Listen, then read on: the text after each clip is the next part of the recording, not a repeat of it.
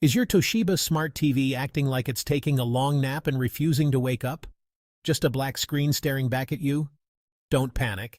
I've got a simple fix that might just bring it back to life. Alright, first thing, let's try a soft reset. Just unplug your TV from the power outlet. Yeah, completely. Don't just turn it off. Now we wait for 60 seconds. Once the time's up, plug it back in and turn it on. If it works, you're a tech genius. If not, don't worry, we're not done yet. Now, let's perform the hard reset.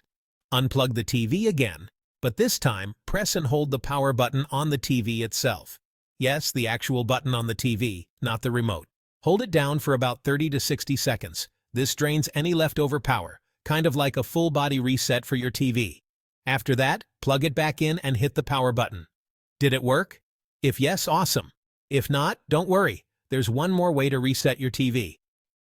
But before trying the last reset, check if the screen is dark, but you can faintly see text or images when you shine a flashlight on it.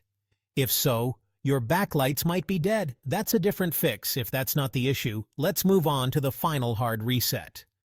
Now, let's perform the second hard reset.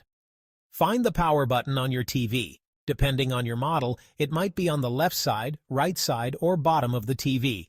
Look for a little power button symbol. Now, unplug your TV from the wall. Next, press and hold that power button. Don't let go. While still holding it, plug the TV back in. Keep holding. Keep holding. You'll see the Toshiba logo pop up. Once it does, now you can let go. This will take you to a hidden menu. Think of it as the TV's emergency room.